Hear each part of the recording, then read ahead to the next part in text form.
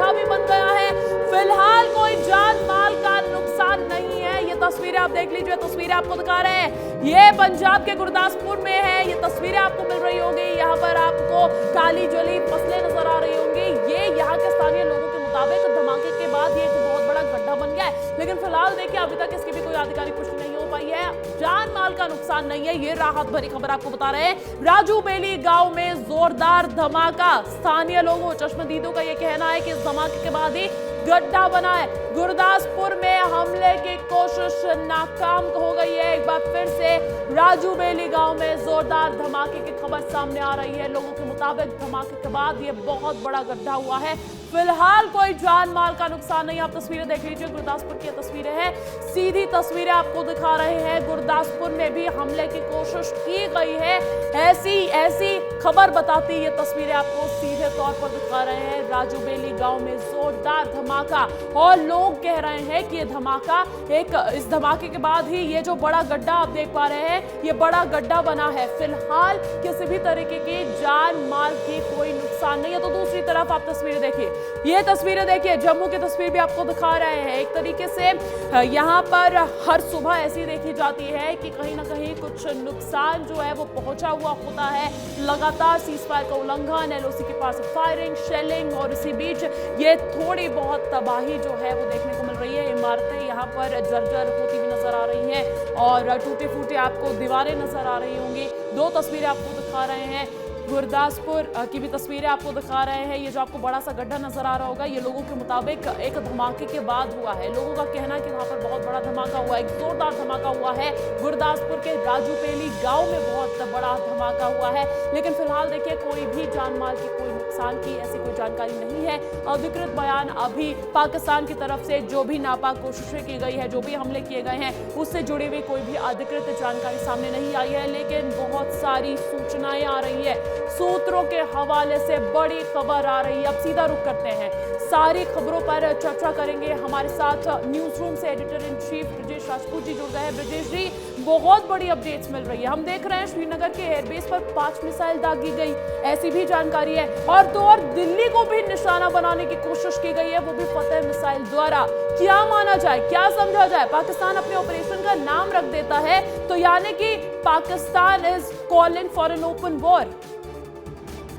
निश्चित ही अंजलि, कल रात से जो कुछ हो रहा था वो लगातार घना होता जा रहा है। लगातार 2 रात जिस तरीके से पाकिस्तान ने ड्रोन से हमले किए, उसके बाद भारत की जवाबी कार्रवाई करना बहुत ज़रूरी था। भारत ने जवाबी कार्रवाई की है और सबसे बड़ी कार्रवाई यही की कि पाकिस्तान के 3 एयरबेस को निशाना बनाकर वहाँ तबाही मचाई है। इस बारे में जो पुख्ता जानकारी है भारतीय सेना अभी 10 बजे देगी। मगर पाकिस्तान की तरफ से रात में जो ड्रोन हमले हो रहे थे वो धीरे धीरे कंडेंस होते गए, और जैसे सुबह ये खबर आई है कि सुबह उसने ऑपरेशन मिसाइल दागी है भारत की राजधानी की तरफ, मगर उसको बीच में इंटरसेप्ट करके नष्ट कर दिया गया। उसके अलावा जितने सीमावर्ती जिले हैं, चाहे जम्मू हो, राजौरी हो, या और जो पाकिस्तान की सीमा सटे हुए गांव है, वहाँ रात भर शेलिंग हुई है। मगर रात के अलावा अभी सुबह भी वहाँ लगातार धमाकों की आवाज़ आ रही है। हम जम्मू की बात करें तो जम्मू के एक मंदिर के बाहर धमाका हुआ है। एक जम्मू की एक कॉलोनी है, वहाँ पे रिहायशी हमला हुआ है, और राजौरी में भी कई जगहों पे मिसाइल अटैक हुए हैं। तो छोटे छोटे हमले लगातार जारी हैं। बड़ी बात यही है कि जिस तरीके से पाकिस्तान कल तक ड्रोन से हमले कर रहा था, अब वो बड़े बड़े हमले करने लगा है। और मगर सबसे खास बात यही है कि अब भारत ने भी जवाबी हमले करने शुरू कर दिए हैं। पाकिस्तान के 3 एयरबेस, जिसमें रावलपिंडी है, जो खास उनका जो सबसे बड़ा सैन्य अड्डा होता है रावलपिंडी है, उस रावलपिंडी के सैन्य एयरबेस पर जाके बड़ा हमला किया है। और तबाही की तस्वीरें लगातार आ रही हैं, मगर उनकी पुष्टि अभी करना बहुत मुश्किल है। इन सारे हमलों की पुष्टि भारतीय सेना 10 बजे करेगी। मगर खास बात यही कि अब लगता है कि दोनों तरफ से बाकायदा युद्ध छिड़ गया है। पाकिस्तान, जैसे भारत ने अपने ऑपरेशन को ऑपरेशन सिंधु नाम दिया है, पाकिस्तान ने अपने एक ऑपरेशन को नाम दे दिया है, और इस तरीके से दोनों तरफ से अब बाकायदा जवाबी हमले होने लगे हैं। और ये लगता है अब आने वाले दिनों में ये हमले लगातार गंभीर होते जाएंगे, और निश्चित ही बहुत चिंता की बात होगी दोनों देशों के लिए। मगर बड़ी बात वही कि जिस तरीके से पाकिस्तान लगातार 2 रात से ड्रोन से हमले करके भारत को उकसा रहा था कि अब इस पर जवाबी कार्रवाई की जाए। सबसे बड़ी बात है कि जो फतेह-1, खास बात है कि पाकिस्तान ने भारत पे हिम्मत कर ली कि भारत पे फतेह-1 बैलिस्टिक मिसाइल दागी जाए। यदि भारत की तरफ से इसका जवाबी हमला किया जाता तो भारत के पास भी मिसाइलों का ढेर है, चाहे आकाश हो, ड्रोन हो, बहुत सारी मिसाइलें भारत के पास हैं। और यदि भारत की तरफ से मिसाइल दागी जाएगी तो निश्चित ही पाकिस्तान पर बहुत तबाही बरपाएगी। मगर पाकिस्तान ने बहुत बड़ा कदम उठाया है। फतेह 1 जो उनकी सबसे खास मिसाइल है उसको दिल्ली की तरफ निशाना करके भेजा था, जिसको नाकाम कर दिया गया है। बिल्कुल, इस बात को ब्रिजेश जी, इस बात को कैसे समझा जा सकता है, क्योंकि देखिए हमारी सेना प्रेस ब्रीफिंग करती है, हमारी सरकार की तरफ से आधिकारिक बयान दिया जाता है प्रेस वार्ता में कि हम तनाव को एस्केलेट करना नहीं चाहते हैं, हम आपके सैन्य ठिकानों पर निशाना साध ही नहीं रहे। लेकिन श्रीनगर एयरबेस को अपना निशाना बना देना और दिल्ली, देश की राजधानी दिल्ली को अपना निशाना बना देना, यानी कि अब बस देरी है वॉर डिक्लेयर होने की। अंजलि, जैसा कि आप जानती हैं वॉर डिक्लेयर जैसा कुछ होता नहीं है, लगातार ये घटनाएं बढ़ती जाती हैं। पहले ड्रोन से हमले हुए, ड्रोन के बाद अब मिसाइल हो गए, शेलिंग हो गई। सीमावर्ती जिलों में कल रात से लगातार जिस तरीके से गोलाबारी हुई है और लगातार हमले किए गए हैं छोटे बड़े, तो ये सब बता रहा है कि अब धीरे धीरे युद्ध की तरफ दोनों देश बढ़ते जा रहे हैं। मिसाइल से हमला करना बहुत बड़ी बात है। अभी हम जो खबरें आ रही हैं श्रीनगर के आसमान में लगातार जेट प्लेन देखे जा रहे हैं, कुछ धमाके हो रहे हैं वहाँ पे। पाक ऑक्युपाइड कश्मीर की तरफ से उड़ के कुछ प्लेन आए हैं।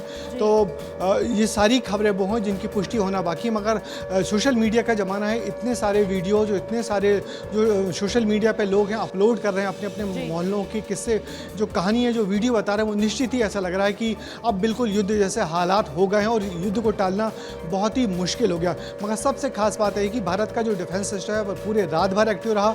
सुबह से जो जितने हमले हुए थे सबको बुरी तरह नाकाम किया गया है।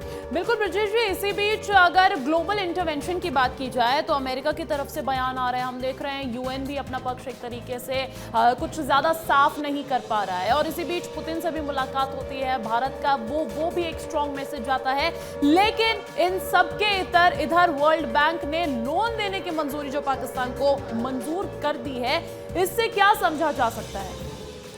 देखिए अंजलि, जो जियो पॉलिटिक्स सिनेरियो है इस समय बिल्कुल बदल गया है। ट्रंप के आने के बाद से ट्रंप ने जो यूएन है यानी कि यूनाइटेड नेशंस, उसको कमज़ोर करना शुरू किया है, उसकी फंडिंग बंद कर दी है। तो जो ऐसे मौक़ों पे जो इंटरवीन करता था, जो दो देशों के बीच समझौता करवाता, संयुक्त राष्ट्र संघ, वो एकदम कमज़ोर हो गया है। वो उसकी बात कोई सुनने को तैयार नहीं है। अब बात है अमेरिका की। अमेरिका ने कल अपना प्रेस ब्रीफ में कहा है कि हम दोनों देशों से संयम बरतने की अपील करते हैं, मगर जिस तरीके से इस्लामिक कंट्रीज़, खासकर तुर्की, पाकिस्तान के पक्ष में खुल के आ गया है, उससे लग रहा है कि पाकिस्तान पीछे नहीं हटेगा। पाकिस्तान ने भी कल रात में प्रेस कॉन्फ्रेंस करके कहा है कि भारत ने उसके 3 एयरबेस को निशाना बना है। तो कुल मिला के अब ये जब हमले बढ़ेंगे तो कोई काबू करना बहुत मुश्किल होगा। जो खेमेबंदी है वो यही है कि ये पाकिस्तान चाहेगा कि जितने इस्लामिक कंट्री हैं, चाहे तुर्की हो, सऊदी अरबिया हो, उसके पक्ष में आके खड़े हो जाए और पाकिस्तान फंडिंग उन्हीं से लेगा।